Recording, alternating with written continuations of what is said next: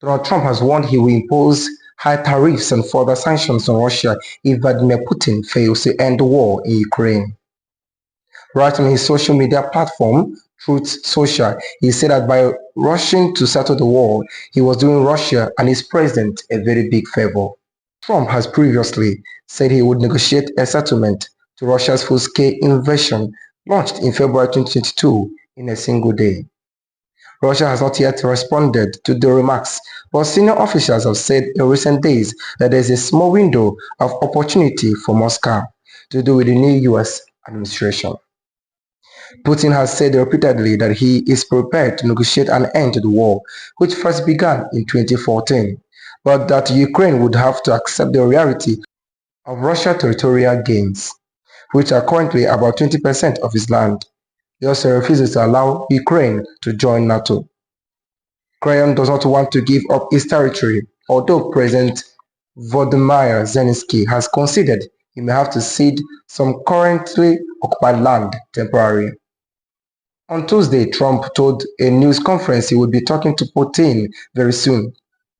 It sounds likely that he would apply more sanctions if the Russian leader did not come to the table.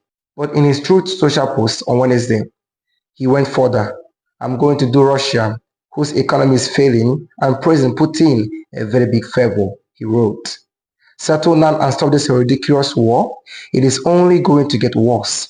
If we don't make a deal soon, I have no other choice but to put high level of taxes, tariffs, and sanctions on anything being sold by Russia to the United States and various other participating countries." Going further, he said, "Let's get this war, which never would have started if I were president, over with. We can do it the easy way or the hard way, and the easy way is always better. It's time to make a deal."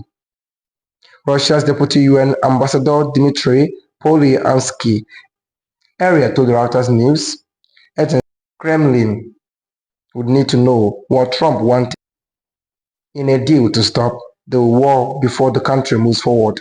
Meanwhile, Ukraine President Vladimir Zelensky told the World Economic Forum on Thursday at least 200,000 peacekeepers would be needed. And he told Bloomberg that any peacekeeping force for his country would have to include US troops to pose a realistic deterrent to Russia. "It can't be without the United States, even if some of our European friends think it can be.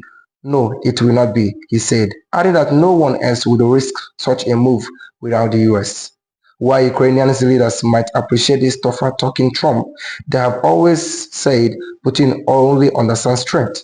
The initial reaction, Crayon, to the US president's comments suggests that it is action people are waiting for, not words.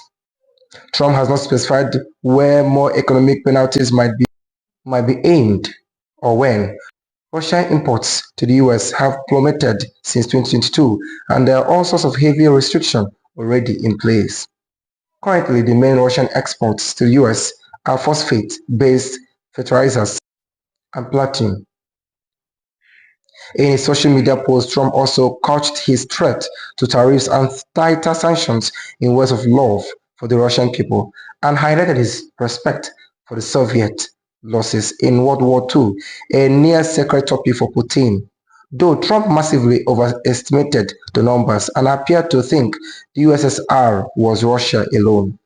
In reality, millions of Ukrainians and other Soviet citizens also lost their lives. That said, the man who previously said he could understand Russia's concerns about Ukraine joining NATO, which Crayon is tantamount to saying Putin was provoked, does seem to be shifting his tone. Trump's position matters, but after 11 years of war with Russia and a history of poor peace deals, Ukrainians are not inclined to be too hopeful.